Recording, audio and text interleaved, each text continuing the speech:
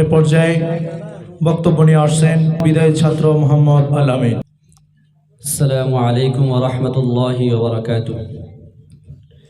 ইন্নাল হামদুলিল্লাহি ওয়াহদা والصلاة والسلام على من لا نبي بعده أما بعد فقد قال الله تبارك وتعالى في كلامه المجيد فأعوذ بالله من الشيطان الرجيم بسم الله الرحمن الرحيم ومن يؤت الحكمة فقد أوتي خيرا كثيرا وقال سيدنا رسول الله صلى الله عليه وسلم من يرد الله به خيرا يفقهه في الدين أو كما قال عليه الصلاة والسلام। ভোলা জেলার ঐতিহ্যবাহী দ্বীনি শিক্ষা নিকেতন জামিয়াতুল আজিজ আল আরাবিয়া কওমি মাদ্রাসা কর্তৃক আয়োজিত 2024 ও 25 সনের জামাতে মেশকাতের বিদায় অনুষ্ঠানের উপস্থিত সম্মানিত সভাপতি ও আজকের অনুষ্ঠানের প্রধান অতিথি ও আমার মাথার মুকুট তুল্য আসাদিজায়ে কেরাম ও বাংলার বিভিন্ন প্রান্ত থেকে ইলমে ওয়াহিদ অন্বেষী একজাক ছাত্র তরুণ কাফেলা, সকলকে আজকের অনুষ্ঠানের পক্ষ থেকে আন্তরিক শুভেচ্ছা ও মোবারকবাদ জানিয়ে শুরু করছি আমার বিদায় বাণী। বদর পুষ্প নাহি ফোটে মুখে মোদের বিষণ্ণতা, আজি মোদের বিদায় লগ্ন বহিছে কৃষ্ণ পাতা। বিদায় ঘণ্টা তাল তুলেছে ঠং ঠং টানে, কয়েক বছরের লালিত প্রতিষ্ঠান থেকে পালিত হয়ে পাড়ি দিব আজ তৃতীয় পথ পানে। দীর্ঘ কয়েক বছর পর নানা ঘাত প্রতিঘাত এবং শতবাধা অতিক্রম করে আজ আমরা বিদায়ের দ্বার প্রান্তে। সেই ছোট্টবেলায় পিতামাতার স্নেহ, ভাই বোনের ভালোবাসা এবং বন্ধুদের মায়ার বাঁধনকে ছেড়ে জামিয়াতুল আজিজের ছায়াতলে আশ্রয় নিয়েছিলাম, কিন্তু আজ আমরা ফিরে যাব মহামান্য আসাদিজায়ে কেরামের স্নেহ শাসন আর এক জাক স্বপ্ন নিয়ে। হে প্রিয় উপস্থিতি, যে দিনটির মুখোমুখি হতে না চাইলেও মুখোমুখি হতে হয় বারবার, সে দিনটি আমাদের জন্য স্বাভাবিকভাবেই বেদনা বিদুর। অজানা কতগুলো মুখ কোথা থেকে একত্র হয়েছে জানতাম না, কিন্তু আজ মনে হচ্ছে একটা গোষ্ঠীকে একটা বিদায় শব্দে ভেঙে দেওয়া হচ্ছে। অতীব দুঃখ পরাক্রান্ত মন নিয়ে বলতে হচ্ছে যে আজ আমাদের বিদায় অনুষ্ঠান।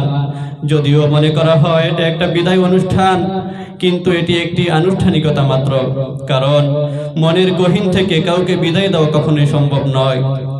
হে সুনামধন্য জামিয়া, তুমি কত সুন্দর দৃষ্টিনন্দন জানি না, তবে তোমার সুখ্যাতি অঞ্চল ব্যাপী। তোমার মতো সুনামধন্য একটি শিক্ষা প্রতিষ্ঠানে শিক্ষা গ্রহণের সুযোগ পেয়ে আমি সত্যিই গর্বিত। তোমার যেই মনোরম পরিবেশ, অবস্থান, কোমলমতি পাঠদান, তা আমার অন্তরে স্বর্ণাক্ষরে আজীবন লেখা থাকবে। হে শ্রোতা আসাদিজায়ে কেরাম, সদ্য ডিম থেকে ফুটে ওঠা বাচ্চা পাখির মুখে যেমন মা পাখি খাবার তুলে খাওয়ায় উঠতে না শেখা পর্যন্ত আপনারা ঠিক আমাদের এই মাতৃসুলভ আচরণ আজীবন মনে থাকবে।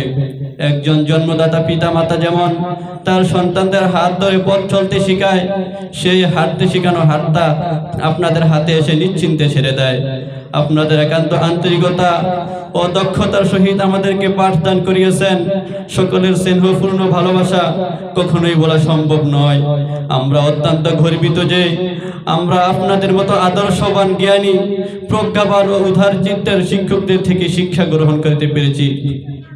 শ্রদ্ধায় করি অবনতশীল আপনাদের বন্দনায় আমরা যেন উজ্জীবিত হয়ে আপনাদের চেতনায়, আপনাদের ভালোবাসা এবং নৈতিক শিক্ষায় আমাদের নির্ভীক করে তোলে। বিদায় ক্ষণে আমাদের পুরাতন ভুলগুলো ক্ষমা সুন্দর দৃষ্টিতে দেখবেন এই কামনা করি। আমরাও কোনোদিন আপনাদের ভুলব না। হে প্রিয় সহপাঠী, কে যে কোথা থেকে এসে এত প্রিয় হয়ে উঠেছিলাম আজ আর মনে নেই। শুধু মনে আছে অসংখ্য স্মৃতিকারা মুহূর্ত যা আমাদের চোখের সামনে বেশি উঠছে আজ।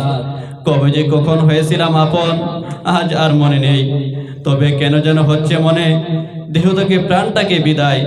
যদিও এই বিদায় কারণের যাত্রা সময়ের একান্ত চাওয়া মাত্র, আমাদের এই বিদায় শুধু স্থান পরিবর্তনের।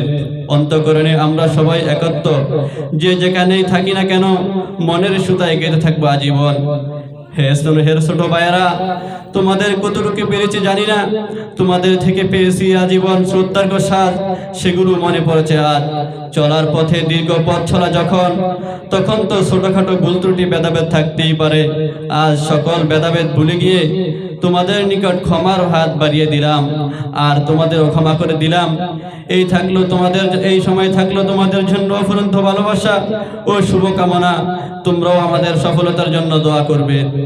পরিশেষে মহান প্রভুর দরবারে এই আকুতি, তিনি যেন আমাদেরকে মিলিত করেন জান্নাতুল ফেরদাউসের সুখময় স্থানে, যেখানে কোনোদিন আসবে না বিদায়ের যন্ত্রণা আর ব্যথিত হৃদয়ের করুণ আর্তনাদ।